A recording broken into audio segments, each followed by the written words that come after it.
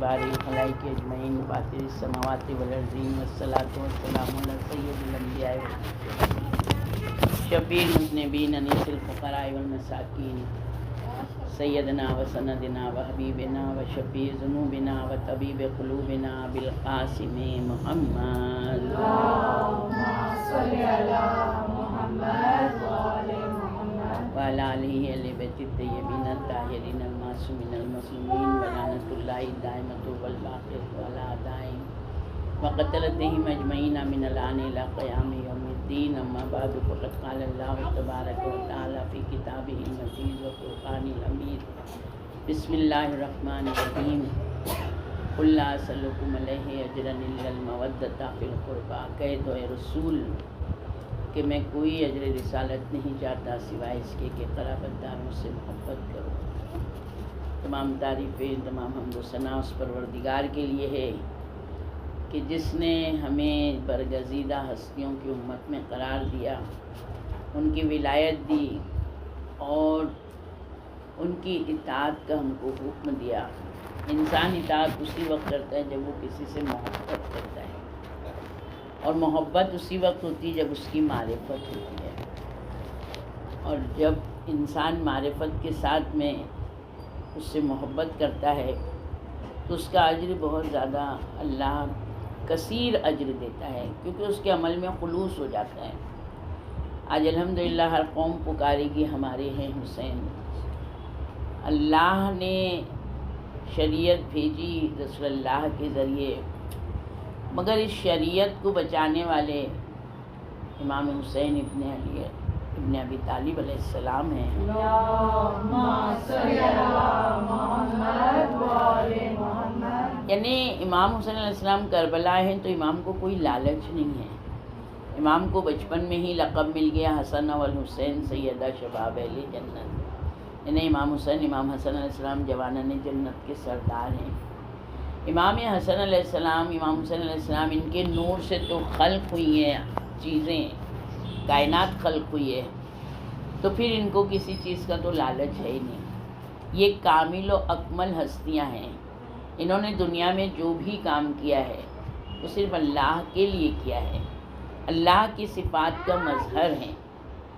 اگر ہم اللہ کے لیے کچھ بھی کرتے ہیں، چھوٹی سی بھی ایک ہے نا، اگر مکھی کو پیاس لگی ہے، ہم نے اس کو پانی کا انتظام کر دیا تو شاید ہے نا برزخ کے بڑے عذاب سے اللہ ہم کو بچا سکتا ہے۔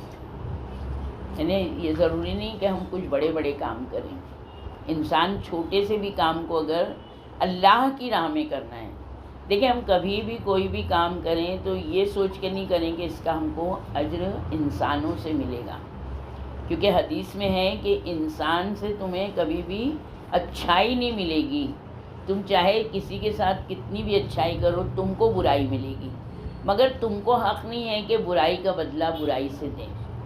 ہم کو اچھائی کا بدلہ اچھائی سے دینا ہے اور برائی کا بدلہ بھی اچھائی سے دینا ہے۔ یہاں تک بتایا گیا کہ وہ تم سے کتنی بھی برائی کرے، قطع تعلق نہیں کرو، وہ قطع تعلق کرے، سلام دعا سے برقرار رہو، اگرچہ بھی وہ نہیں چاہتا ہے تو تم اس کے حق میں اللہ سے دعا کرتے رہو۔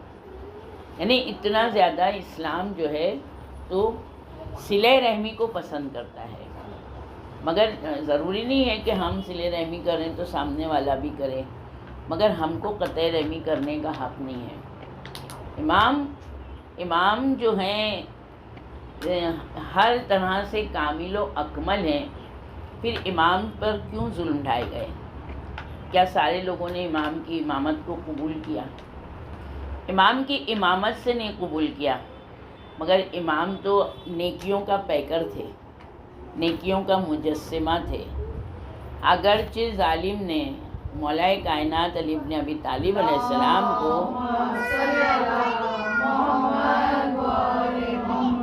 زخمی کرنے والا ابن ملجم جب کہتا ہے پیاس لگی ہے تو مولا اس کو دودھ کا شربت، یعنی ایسا ہمارا امام ہے۔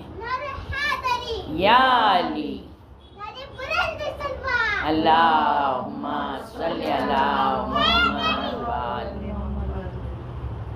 یا علی، مولا سلامت رکھیں ہماری نسل کے بچوں کو، ہمارے شیعوں کے بچوں کو اور تمام شیعان حیدر کرار جہاں جہاں بھی ہیں ان کو آزادی سے کرنے کا موقع ملے.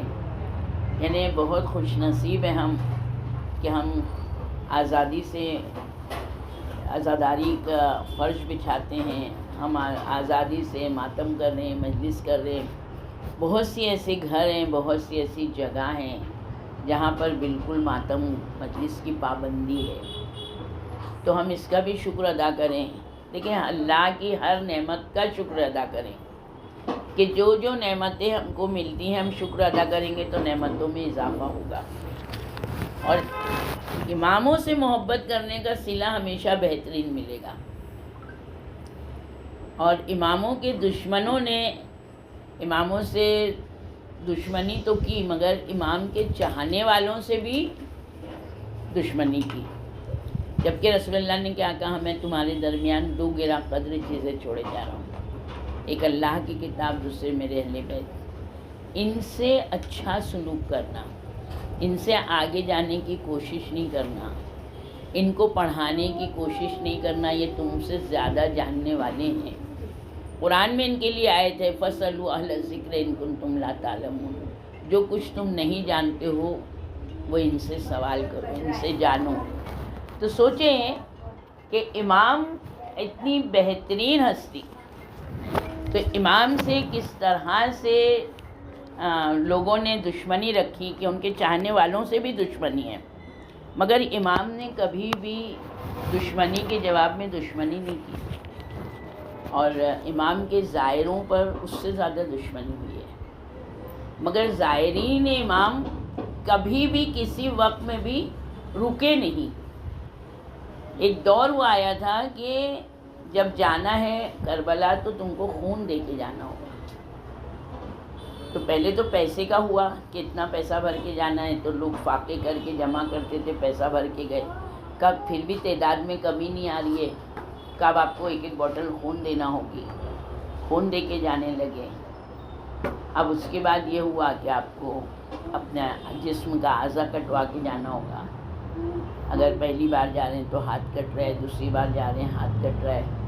مگر زائرین امام وہ جذبہ رکھتے تھے کہ لے لو ہمارا جسمانی اعضا، مگر ہماری یہ رکاوٹ دور ہو، ہم جا کے اپنے امام کی زیارت کر لیں.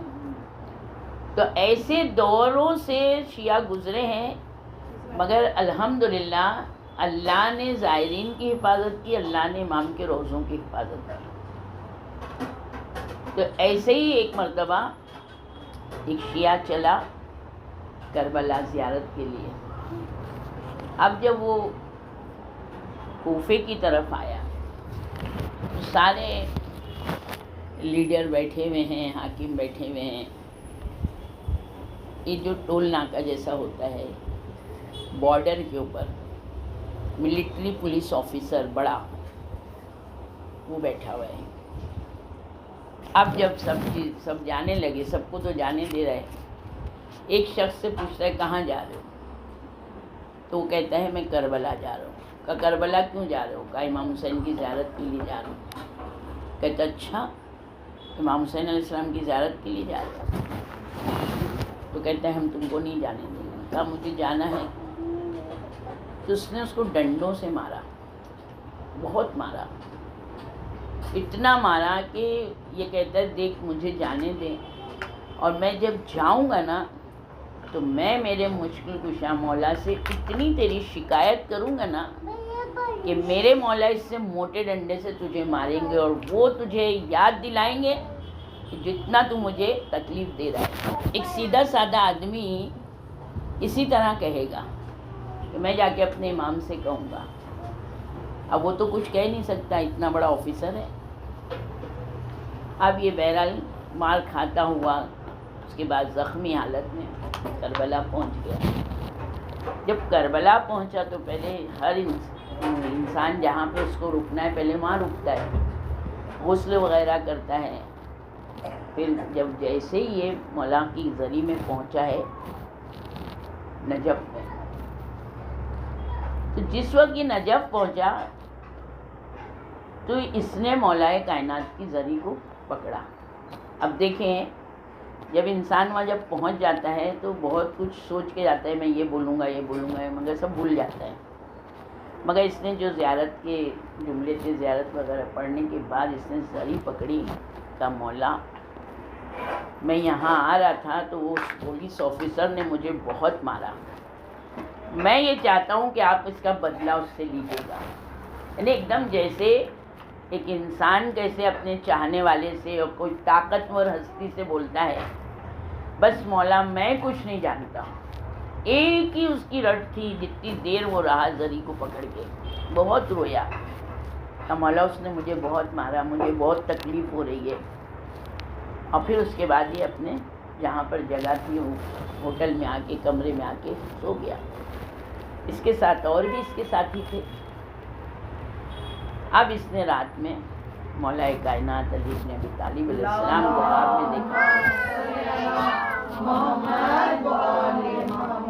جیسے امام کو دیکھ کر سلام کیا، امام نے کہا کہ کیا ہوا، تجھے بہت مارا؟ کہا ہاں مولا مجھے اس نے بہت مارا اور آپ کو اس کو سزا دینا ہے۔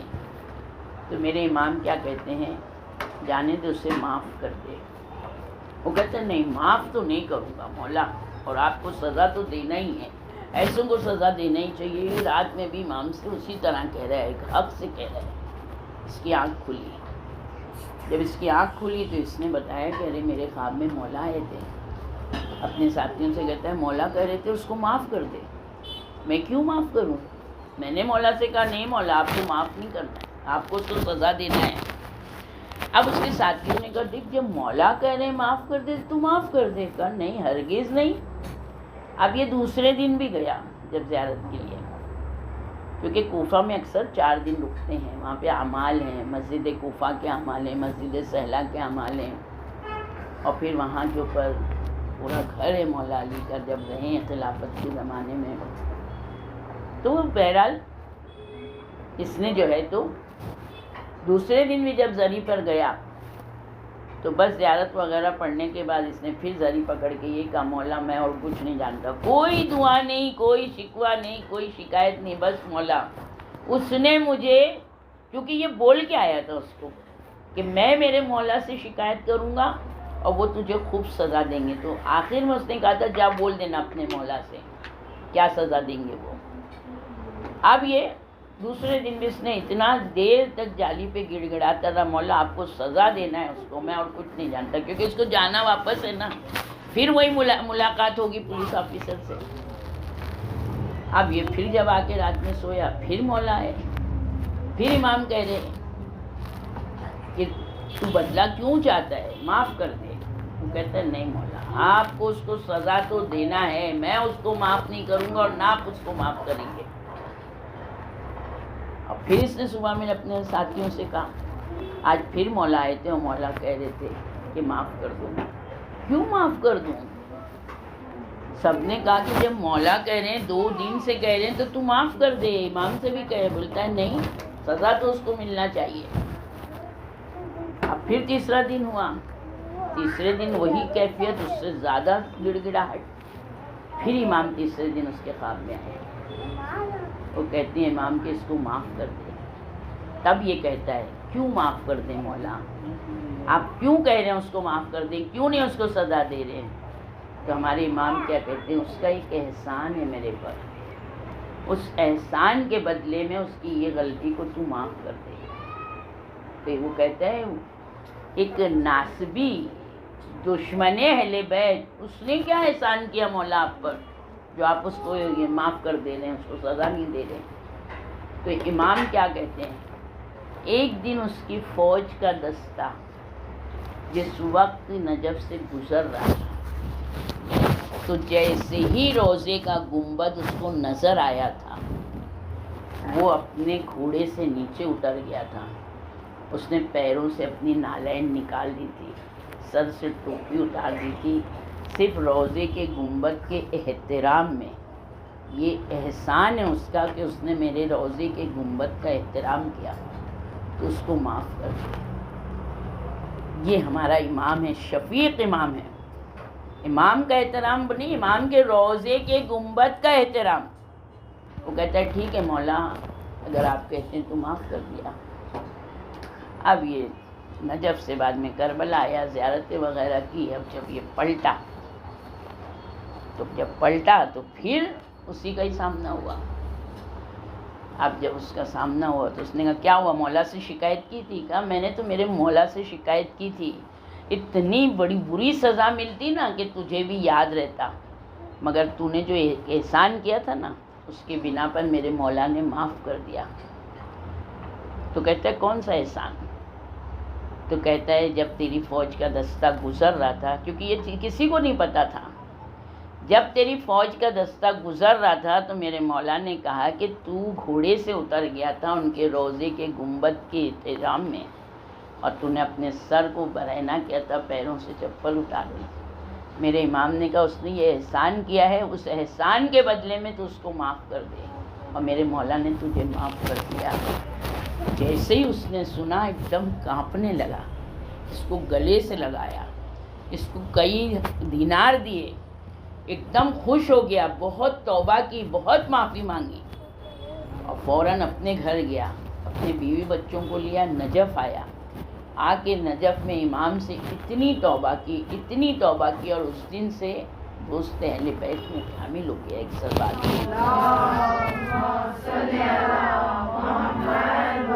نعرے حیدری، نعرے صفدری، نعرے خیبری، نعرے پنجدنی، نعرے بوزری، سلامت مولا کائنات علی ابن ابی طالب باب الہوائے بلند ترین سلوات. اللہم صلی علی محمد وآلہ. تو یہ احترام کا صلہ ملا ہے. سوچیں کہ امام کے اگر جو چیز امام سے منسوب ہو جاتی ہے وہ محترم ہے.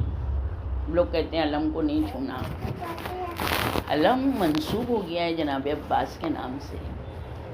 یہ فرش اعضا، ہر کپڑے کو ہم نہیں چومیں گے، مگر یہ فرش اعضا کیونکہ امام حسین علیہ السلام کے فرش سے یہ منسوب ہو گیا.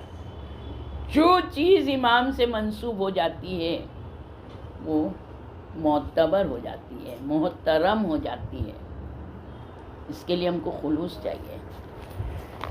ہم کو اگر نمک بھی مانگنا ہے نا تو اپنے امام سے مانگنا ہے. رسول اللہ ایک مرتبہ اپنے صحابیوں کے ساتھ جا رہے تھے تو رسول اللہ نے اسی وقت ایک حدیث بیان کی کہ اللہ بہت برا مانتا ہے جب کوئی شخص کسی سے کچھ مانگتا ہے. اب صحابیوں نے جو سنا، صحابی بالکل دیکھیں رسول اللہ کے صحابی ہیں، ہر صحابی جو ہے تو ملامت کے والا نہیں ہے اور ہر صحابی مدحت والا بھی نہیں ہے، مگر جو ساتھ میں اس وقت تھے ایسے تھے کہ انہوں نے اس حدیث پہ اتنا عمل کیا کہ اگر وہ گھوڑے پہ جا رہے ہیں، اونٹ پہ جا رہے ہیں، ان کا تازیانہ گر جاتا تھا تو کسی بازو والے سے نہیں، نیچے والے سے نہیں بولتے تھے ذرا اٹھا کے دے دو، اتنی احتیاط کرنے لگے تھے. تو سوچیں کہ ہم کو پیاس لگی نا تو ہم کو خود جانا ہے پانی لینے کے لیے. آج بیٹیاں بیٹھتی ہیں اور ماں سے کہتی ہیں امی پانی دے دو ایک گلاس.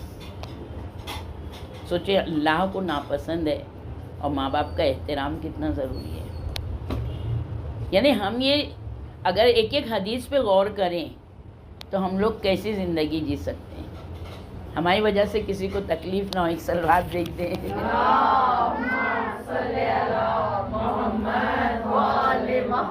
یہ درس گاہ ہے نا، یہی درس گاہ میں ہم اسی طرح اپنے کردار کو سنوار سکتے ہیں، اپنی شخصیت کو، اپنے غلطیوں کو سدھار سکتے ہیں. کیونکہ یہ ہم لوگوں کے لیے سال میں ایک مرتبہ امام نے یہ چیز رکھی. دیکھیں مومن کو خوش کرنا کتنا ثواب ہے، مومن کو کھلانا کتنا ثواب ہے، مومن سے ملاقات کرنا کتنا ثواب ہے کہ نہیں ہے، مومن کا احترام کرنا کتنا ثواب ہے، مومن کو پانی پلانا کتنا ثواب ہے. ہر چیز کا ثواب ہے نا. یہ ساری چیزیں کہاں ملتی ہیں؟ مجلسی میں تو ملتی ہیں. مومن آیا ہم احترام میں کھڑے ہوئے، مومن بیٹھا ہم نے پانی دیا، ہے نا، ہر ایک چیز. تو یہ چیزیں ہم کو اللہ نے جو دیکھیں لن تجد لسنت اللہ تبدیلا، اللہ کی سنت میں کبھی تبدیلی نہیں ہو سکتی. جب اللہ نے جو چیز ہمارے لیے رکھی ہے تو اس کا انتظام کیا ہے اللہ نے، اور وہ انتظام آیا ہے امام حسین علیہ السلام کی مجالس کے ذریعے. جتنی ہم شیعوں میں مومن کی دعوت کرتا ہے، کسی قوم میں نہیں ہے اتنی دعوت. ہم لوگ سال کے 6 مہینہ قریباً باہر کھاتے ہیں، یہ 2 مہینہ 8 دن تو لگاتار خوشی کی محفلیں ہوتی ہیں. ولادت امام کی آئی، شب میں بھی کھا رہے، دن میں بھی کھا رہے. ایام فاطمی آئی، مجلس. ایصال ثواب کی ہوئی، مجلس. ہم مرحوم کی مجلس، مگر مجلس تو امام حسین کی ہوتی ہے، اور الحمدللہ کھانا کھاتے ہیں اور اچھے سے اچھی چیزیں کھاتے ہیں. آپ جو مانگیں آپ کو ملے گا، جو مانگیں گے آپ کو ملے گا، مگر امتحان نہ لیں امام کا. خلوص سے مانگیں. مولا آپ سے نہیں مانگیں گے تو کس سے مانگیں گے؟ آپ ہی دینے والے ہیں. نجف کے جو عالم جو علم حاصل کرنے آتے ہیں، آج بھی وہاں بہت غریبی ہے، مگر ایک دور تھا جب وہ علم حاصل کرتے تھے تو ان کے پاس کھانے کو پیسہ نہیں ہوتا تھا. بہت بامشکل وہ روٹی لاتے تھے، اور روٹی کو بغیر دال سالن کے کھاتے تھے. ہم لوگ تو اگر دال بھی ہوتی تو ہم لوگ بولتے ہیں ذرا سی چٹنی مل جاتی، یعنی ہم لوگ ایک پاپڑی تل لیتے ہے نا. ہم لوگوں کو مطلب اس زبان کا ایک چٹخارا رہتا ہے. مگر عالم بیچارے بہت جد و جہد کرنے کے بعد علم ملتا ہے. صحیح عالم وہی ہوگا جس نے فاقے کر کے بھی امام کی دین کو جانا ہوگا، وہ معرفت کے ساتھ ہوتا ہے. جس نے شکم سیر ہو کے جانا تو وہ کیا جانے گا، وہ قدر کیسے کرے گا؟ ایک بھوکا ہی قدر کرتا ہے یہ ساری چیزوں کی. امام حسین علیہ السلام کی کیوں ہم لوگوں کیا پورا مہینہ یہ محترم ہے، اس مہینے میں روزہ رکھنے کا بہت ثواب ہے. یعنی یہ وہ محترم مہینہ ہے جو سال کے 4 محترم مہینے ہیں. آپ لوگ کو پتہ ہوگا، سال جو ہے سال میں 4 مہینے محترم ہیں. پہلا مہینہ ہے رجب. نہیں رجب شعبان نہیں ہے، یہیں پہ ہی ہم لوگوں کو غلط فہمی ہے. رجب محترم مہینہ ہے، اور محترم مہینہ اس لیے قرار دیا کہ عرب بھی ان مہینوں میں جنگ نہیں کرتے تھے. اتنا محترم یہ 4 مہینے، جس میں سے ایک مہینہ رجب ہے. پھر اس کے بعد ذی قعدہ، ذی الحجہ اور محرم، یہ 3 مہینے اتنے محترم ہیں کہ آپ اس مہینے میں اگر جمعرات، جمعہ، سنیچر 3 روزہ رکھیں گے تو آپ کو 900 سال کی عبادت کا ثواب ملے گا. یہ پروردگار دیکھیں ہم کو کیا کیا نہیں دے رہا ہے محترم مہینے کا. کیونکہ ہم نے احترام کیا تو 3 روزے لگاتار رکھ لیں، 900 سال کی عبادت کا ثواب.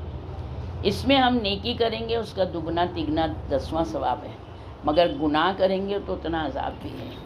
پورا مہینہ روزہ ہے، مگر 10 تاریخ کو فاقہ ہے، روزہ نہیں ہے، فاقہ ہے. اس دن کا روزہ مکروہ ہے، حرام نہیں ہے. حرام 2 ہی روزے نا، ایک عید الاضحیٰ، ایک عید الفطر، اور ایک روزہ حرام ہے. کون سے دن کا؟ نہ 10 محرم کا روزہ مکروہ ہے. اب آپ تیسرا کل آپ لوگ کو جواب آپ لوگ ڈھونڈ کے لائیں گے نا کہ تیسرا روزہ کون سا. بہرحال 10 محرم کا روزہ مکروہ ہے. مکروہ کب سے ہوا؟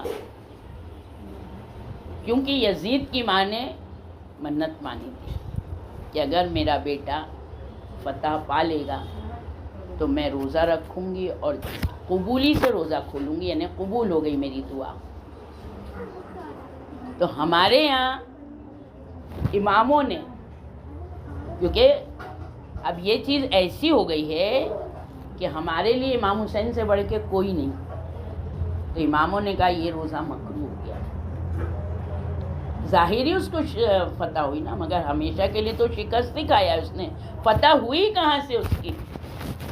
تو بہرحال اس دن کا روزہ ہمارے یہاں مکروہ ہے. مگر دیکھیں آپ روزہ رکھتی ہیں تو آپ کو بھوک پیاس کا احساس نہیں ہوتا ہے.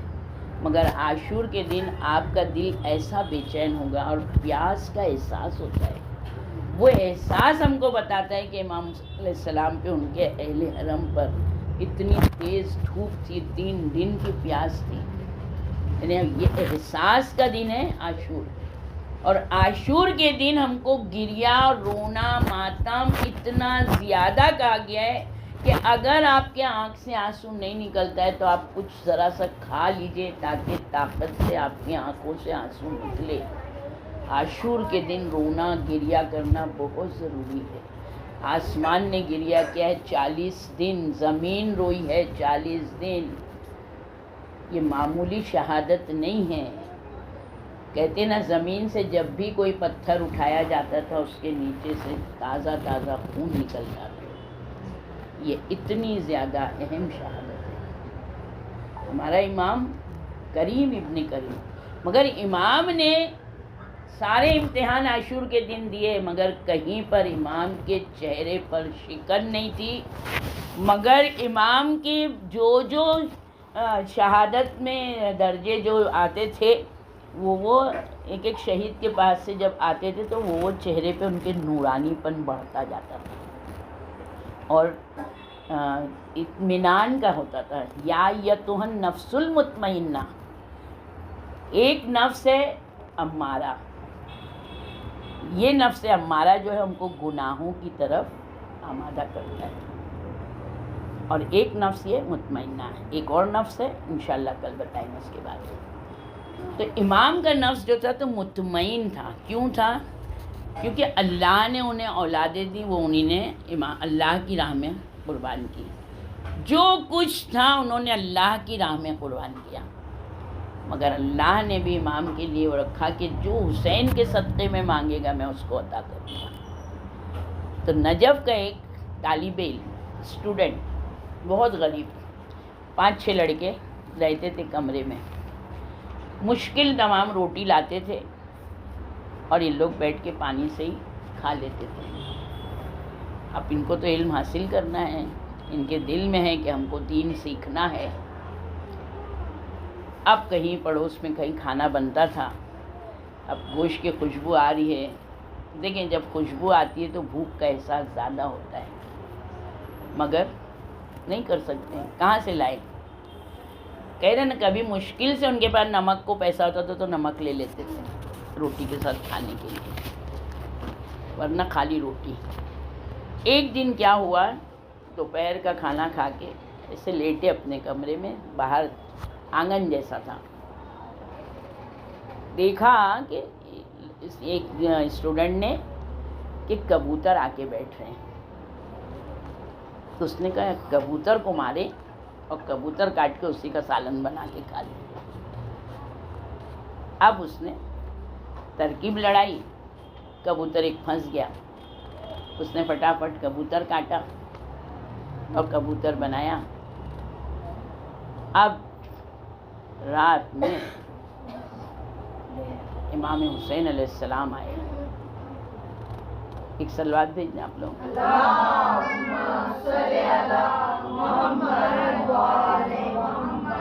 امام حسین علیہ السلام کبھی بھی کسی کے سامنے آئے ہیں تو بہت ایک دم مظلوم ہے میرا امام. جلدی امام کسی کے آتے نہیں ہیں، مگر اتنا امام کا وعدہ ہے کہ قبر میں میں تمہاری زیارت کو آؤں گا. ہم زندگی بھر ان کی زیارت پڑھتے ہیں، السلام علیکہ یا ابا عبداللہ، السلام علیکہ یا ابن رسول اللہ. یعنی امام کہتے ہیں روز آنا امام حسین کی زیارت کو جاؤ. چھٹے امام کی حدیث ہے، روز آنا امام حسین کی زیارت کو جاؤ. کہ مولا ہمارا گھر دور ہے، ہم نہیں جا سکتے، ہمارے پاس وسائل نہیں ہیں، ہمارے پاس زیادہ راہ نہیں ہے. کہ کس نے کہا؟ تم اپنے گھر کی اگر چھت ہے تو چھت پر جاؤ اور ایک مرتبہ کربلا کا رخ کرو اور کہو السلام علیکہ یا ابا عبداللہ، السلام علیکہ یا ابن رسول اللہ، السلام علیکہ ورحمۃ اللہ وبرکاتہ. تم کو کربلا میں امام حسین کی زیارت کا ثواب ملے گا. کتنا مظلوم ہے ہمارا امام کہ چھوٹے سے ہمارے عمل سے بھی ہمارا امام راضی ہے. یہ ہماری بدنصیبی ہے نا کہ ہم کو اتنا بھی وقت نہیں ملتا ہے، ہم اتنا بھی امام کو نہیں سمجھتے. اب جب اس کے خواب میں آئے تو اس نے سلام کیا امام کہتے ہیں تو نے کبوتر کاٹا؟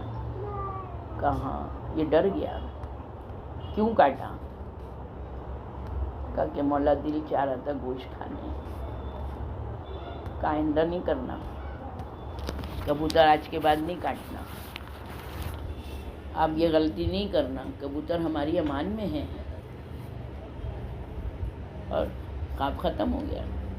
یہ ڈر اتنا گیا تھا کہ کچھ دنوں تک تو اس کو بالکل بہت ہی سہما ہوا، کوئی ذکر نہیں. مگر انسان ہے نا، دیکھیں انسان زبان کی بنا پر حرام کی طرف جاتا ہے. جو کھانے کی شہوت جس کو ہوتی ہے نا، تو وہ انسان نہیں دیکھتا ہے کہ حلال کیا حرام کیا ہے. کافی دنوں کے بعد اس کے دل میں پھر ایک دن آیا کہ گوشت کھانا ہے. اس نے پھر کبوتر کاٹا. اب جب کبوتر کاٹ کے دوپہر میں کھا کے سویا تو دوپہر میں ہی امام آئے، مگر امام کا چہرہ غصے میں. اب تو یہ گھبرا گیا. امام نے کہا پھر تو نے یہ حرکت کی؟ امام نے غصے میں اس سے کہا کہ تو کچھ نہیں کہا. اس نے چہرہ جھکا لیا. امام نے کہا کہ تجھے روزانہ گوشت چاہیے ہے؟ وہ کہتا ہے کہ ہاں مولا. امام کہتے ہیں ٹھیک ہے، تیرے گوشت کا انتظام ہو جائے گا. اب صبح ہوئی. اب یہ جب اپنے مدرسے کی طرف جا رہا ہے تو راستے میں قصائی کی دکان ہے. اب اس کو قصائی نے آواز دی.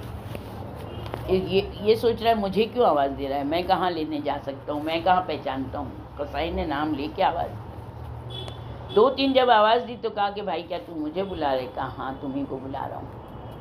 اور اس نے قریباً 1.25 کلو کے اتنا گوشت اس کے ہاتھ میں دیا. کہا یہ لو گوشت. کہا نہیں بھائی میرے پاس پیسے نہیں. کہا اس کے پیسے مل چکے ہیں اور تم روز آنا گوشت لے جانا. کس کی طرف سے انتظام ہوا؟ اب یہ گوشت لے کے خوشی خوشی آیا گھر پہ. اپنے ساتھیوں سے کہا دیکھو اب روز گوشت میں لاؤں گا، تم لوگ مسالہ اور روٹی لاؤ گے، ہم لوگ روزانہ کھائیں گے. اب جب کسی کو نہ ملتا ہو اور جب روز گوشت ملے گا تو کیا ہوگا؟ 5 انگلیاں گھی میں سر کڑھائی میں. بڑے خوش اچھے سے زندگی گزرنے لگی. حضرت انسان وہ ہے کہ کتنا بھی ملے وہ سیر نہیں ہوتا ہے، اور چاہیے اور چاہیے. حدیث میں ہے کہ اگر ایک تالاب سونے کا اس کا سامنے رکھ دیا جائے، سونے چاندی بھرا ہوا ہو، کہ یہ تمہارا ہے. اگر اس کے بازو میں کوئی اور تالاب ہوگا نا تو وہ تالاب کے بازو میں دیکھا گا یہ بھی مل جاتا تو اچھا رہتا. ہے یا نہیں ہے؟ یہ ہم لوگوں کی یہ انسانی فطرت ہے، وہ کبھی سیر نہیں ہوتا ہے. اب اس کے دیکھیں کہ یہ کھاتے کھاتے مہینوں ہو گئے. اب ایک دن اس کے دماغ میں دیکھیں خناس، یا پھر ہم کہیں گے کہ شیطانی وسوسہ، اس شیطانی وسوسے سے انسان امام سے دور ہونے لگتا ہے. اور شیطانی وسوسہ اسی وقت آئے گا اور امام سے دوری اسی وقت ہوگی جب ہم نجس کھانا کھائیں گے. یعنی چھوٹی جو سب سے چھوٹی سزا ہے ان کے یہاں کافر کا کھانے سے، اہل بیت کی محبت ہمارے دل سے ختم ہو جاتی ہے. سب سے زیادہ نجس غذا پر توجہ کریں. نجس غذا سے جو محبت ہونا چاہیے امام کی وہ نہیں رہ جاتی، جو حوصلہ ہوتا ہے ہمارا وہ نہیں رہ جاتا.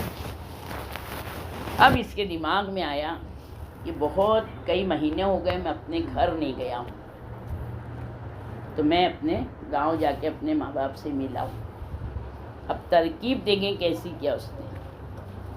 ایک آدمی کو تیار کیا، کہا بھائی یہ میرے کو قصائی روزانہ 1.25 کلو سے 1 کلو گوشت دیتا ہے، تو تم 1 سال کے گوشت کا پیسہ مجھے دے دو اور روز آنا آ کے اس سے گوشت لے جایا کرنا. اس نے سوچا 1 سال کا پیسہ لے لوں اور اس سے میں اپنے گاؤں چلا جاؤں، ماں باپ سے مل کے آؤں گا، اس کے بعد 1 سال کے بعد پھر ہم گوشت کھائیں گے. اب جو ہے تو اس نے پوری بات کر لیا. اب پیسے اس نے لے لیے. اب جو وہ شخص قصائی کے پاس گیا تو کہا مجھے گوشت دو. کہا کیسا گوشت؟ کہا فلاں نے کہا ہے. کوئی گوشت نہیں. بھائی جو نعمت امام نے اس کو دی تھی وہ کسی کے لیے نہیں تھی اور پیسے کے لیے تو تھی نہیں. اب آگے اس نے کہا اپنے پیسے لے لیے, اب یہ منہ لٹکا کے بیٹھ گئے. جہاں پر تھے پھر وہ یہاں گئے. کس کی بنا پر آئے؟ کیا امام کی بنا پر آئے؟ امام کی نعمت کا شکر ادا. اگر وہ اسی طرح امام سے کہتا کہ مولا الحمدللہ بہت نعمتیں کھا رہا ہوں, ایک بار اپنے ماں باپ کے بھی قدموں میں جا کے ان کی بھی زیارت کر لوں, تو کیا میرا امام انتظام نہیں کرتا؟ اب امام اس کے خواب میں آئے, بڑا رویا, بڑا گڑ گڑایا. تو امام نے کہا کہ اب تیری غذا صرف روٹی ہوگی یا اس کے ساتھ تجھے دہی یا نمک مل جائے گا. تو دیکھیں ہمارا امام ہماری ایک ایک پل کی خبر رکھتا ہے. چھوٹی سی چھوٹی بات ہم کریں گے نا, ہم کسی کے لیے سوچیں گے بھی نا تو ہماری بات ہو جاتی ہے. تو ہم کو الرٹ رہنا چاہیے. ہمارا امام ہمیشہ ہماری حفاظت کے لیے امام تیار رہتے ہیں. ہم پکارے, امام کیا کہتے ہیں, تم کو کیا چاہیے خالی یہ ہلاؤ. یعنی یہ ہلانا ضروری ہے. ہم رات میں لیٹیں اپنے امام سے کہیں مولا یہ چاہیے یہ چاہیے یہ چاہیے, مگر چاہیے ہی نہیں ہے. امام کے لیے کچھ دیں بھی, امام کو کچھ دیں گے تو ہمارا امام کچھ دیں گے تو بہت ملے گا. امام کے لیے کچھ نہیں تو ان کے چاہنے والوں کو دعائیں دیں. دعا جو ہے تو بہت زیادہ. خود امام کہتے ہیں کہ اگر تم کو اللہ کی قربت اختیار کرنا ہے, تم کو رسول اللہ اور ہمارے قریب آنا ہے, تو جو ہم نے دعائیں لکھی وہ دعاؤں کو پڑھو, اس کے توسل سے مانگو, تم کو ملے گا. تو یقیناً محبت اہل بیت کی جزا جو ہے کوئی عمل میں نہیں ہے, کسی عمل میں نہیں ہے. یقیناً عزاداری امام حسین علیہ السلام اس کا ثواب کسی کے مقابل نہیں ہے, مگر عزاداری معرفت امام کے ساتھ ہونا چاہیے. آپ نے 10 دن مجلس کی مگر 10 دن آپ نے نمازیں نہیں ادا کی, تو کیا امام حسین علیہ السلام اس پر راضی ہیں؟ نماز کو بچانے کے لیے امام نے قربانی دی ہے, روزے کو بچانے کے لیے امام نے قربانی دی, شریعت کو بچانے کے لیے قربانی دی ہے. تو جب ان کے مقصد کو ہی ہم پورا نہیں کر رہے ہیں تو کیا امام ہماری اس عزاداری سے خوش ہوں گے؟ عزاداری کی ہم نے, جو خرچ کریں گے وہ دے دیں گے. امام کسی کا قرض نہیں رکھتے. ہم یہ دیکھ لیں اگر ہمارے کوئی کام ہو رہے تھے مگر ہم کو مجلس کرنا ہے تو ہم اس کام کا پیسہ مجلس میں لگائیں, آپ کا کام بھی ہو جائے گا, آپ کی مجلس بھی ہو جائے گی. اور اگر آپ یہ سوچیں گے نہیں ہم کو یہ کام پہلے کرنا ہے مجلس بعد میں کریں گے, تو آپ کا نہ وہ کام ہوگا نہ مجلس ہوگی. امام کو صرف خلوص چاہیے. الحمدللہ سب لوگ زیارتوں پہ جا رہے ہیں. 40 میں پیدل جاتے ہیں لوگ. بہت نجف سے کربلا کافی طویل سفر ہے. اب گرمی کا زمانہ ہے. سوچیں کہ عربی جو ہیں تو زائروں کا واقعی میں بہت احترام کرتے ہیں, بہت زیادہ احترام کرتے ہیں. جب زائر 3 دن میں 4 دن میں 2 دن میں جب بھی پہنچے تو پیروں میں چھالے آ جاتے ہیں, زخمی ہو جاتے ہیں. تو جب ہم پہنچتے ہیں حرم میں تو وہاں جو عراقی بیٹھتی ہیں تو پوچھتی ہیں کہ کہاں سے ہو تم لوگ, تب اپنے شہر بتاتے ہیں. تو زیارت قبول. تو وہ ہے نا, ہم جو بولتا ہے کہ ہاں میں نے پوچھتی ہیں پیدل آئے ہو, ہاں, تو ہمارے پیروں کے تلوے کو بوسہ دیتی ہیں, آنکھوں سے لگاتی ہیں, ماتھے سے چھواتی ہیں. یعنی ظاہر امام کا اتنا ثواب ہے, اتنا زیادہ ثواب ہے. جس وقت ایک شخص, دیکھیں ہم لوگ جلوسوں میں جاتے ہیں, جو حق ہے وہ نہیں ادا کرتے. ظاہرین امام اب تو سب جا رہے ہیں. دیکھیے ایک چیز کہتے نا کہ ہر ایک چیز دوا کی طرح استعمال کریں. دوا اگر اوور ڈوز ہو جاتی تو کیا کرتی ہے, سائیڈ ایفیکٹ ہوتا ہے. اب پہلے لوگ جاتے تھے، وہ خلوص تھا کہ ہم کربلا امام حسین کے روضے پہ جا رہے ہیں۔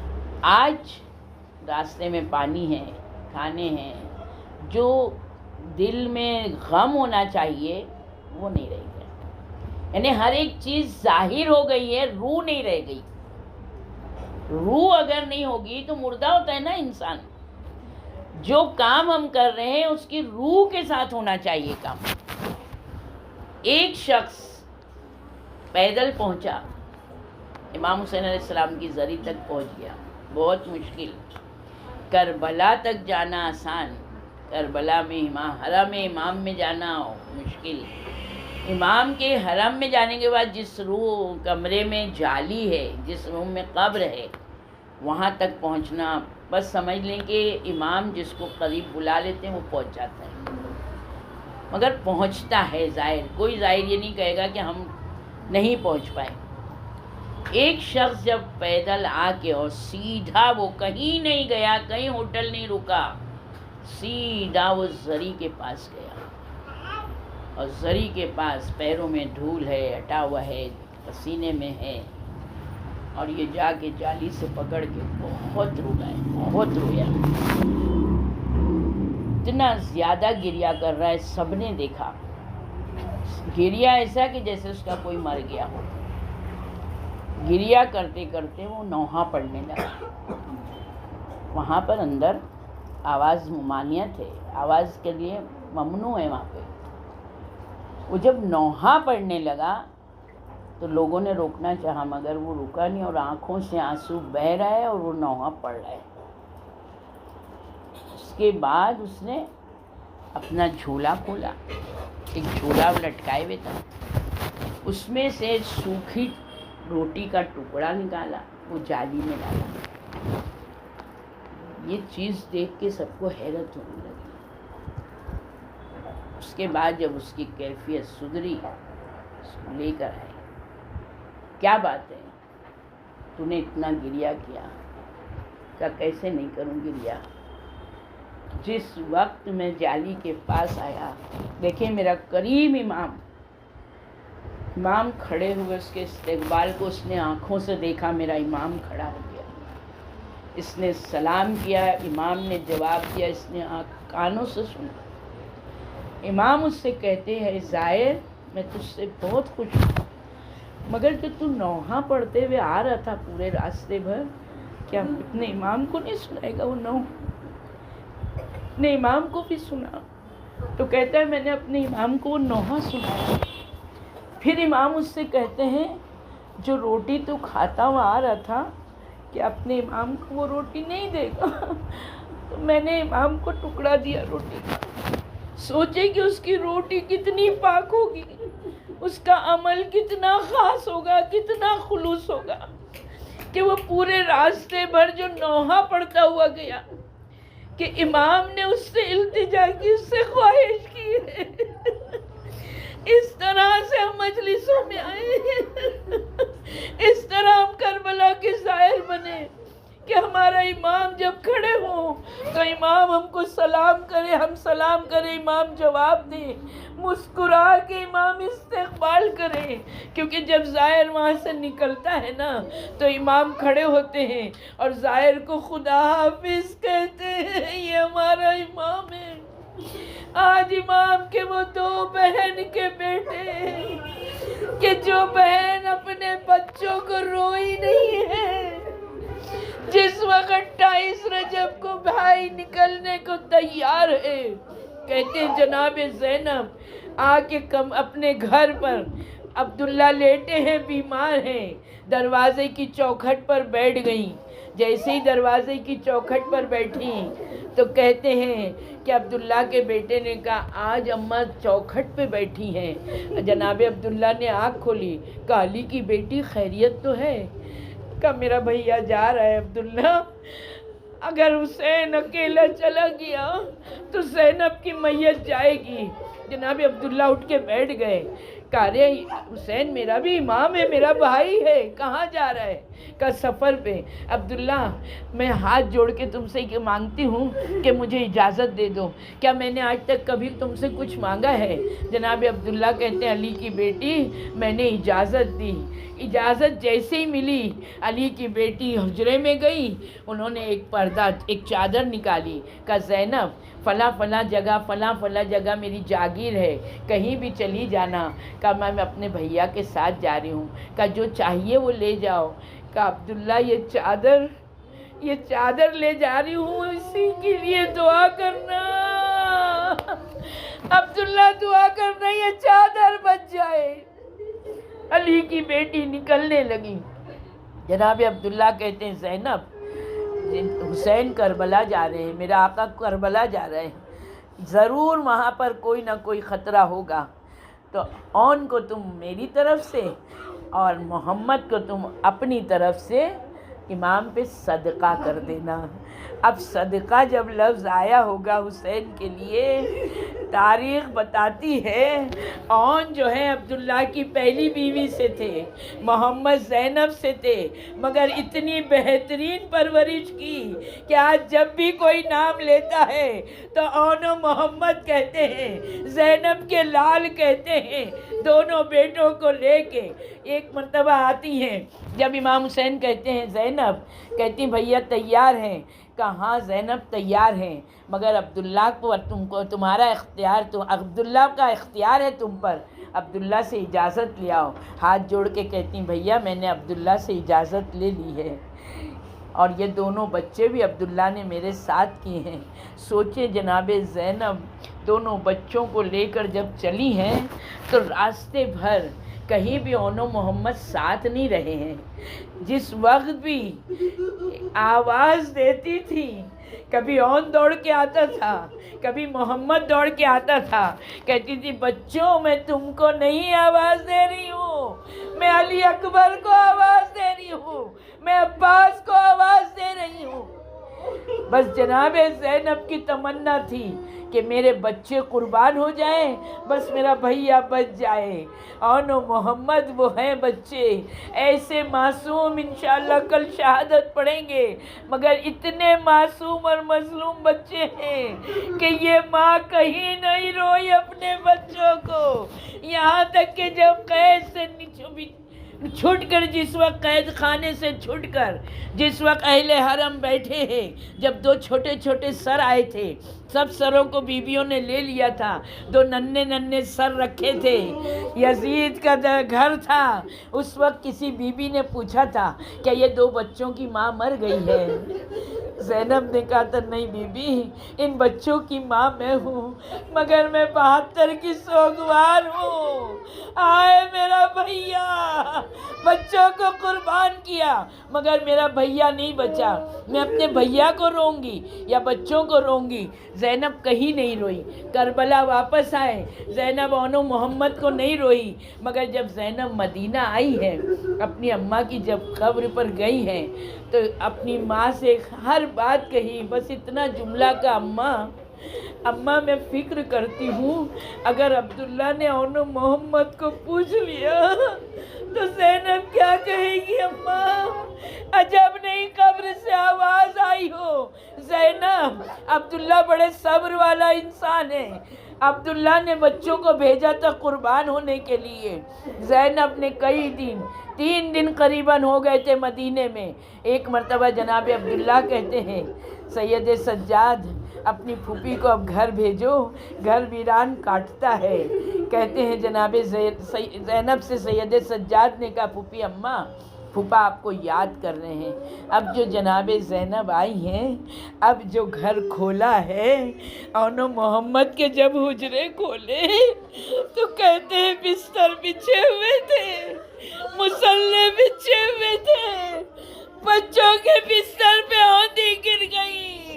آئے اونو محمد، یہ ماں کہیں نہیں روئی تم پر، آج رو رہی ہے ماں۔ آئے اونو محمد، اپنی دادی سے شکایت نہ کرنا۔ اونو محمد تم نے میرے دودھ کا حق ادا کیا۔ آئے فدا ہو گئے، ماں خوش ہے، مگر میرا بھیا نہ بچ سکا۔ اونو محمد کو رو رہی ہے۔ عبداللہ آ گئے۔ عبداللہ کہتے بی بی حسین کی شہادت ہمارے لیے بھی بہت غمناک علم ہے، مگر بی بی بہت دنوں بعد علی کی بیٹی آئی ہے، آپ اس طرح نہ گریا کریے۔ جیسے ہی یہ جملہ سنا جناب زینب نے سر اٹھایا، دیکھا عبداللہ کسی نے نہ پہچانا علی کی بیٹی کو۔ عبداللہ تم نے بھی نہیں پہچانا زینب کو؟ عبداللہ کہتے علی کی بیٹی یہ کیا حال ہے؟ ایک مرتبہ بازو سے ردا ہٹی، بازو پہ رسن کے نشان دیکھے، کہا زینب یہ کیسے؟ کب ہمارے بازوؤں میں رسی باندھ کے لاوارثوں کی طرح کھینچتے ہوئے لے گئے۔ ہائے عبداللہ غش میں آ گئے، بے ہوش ہو گئے۔ وہ زینب مصائب سہ کر مدینہ پہنچ گئی، اپنے بھائی کا ماتم کرتی رہی۔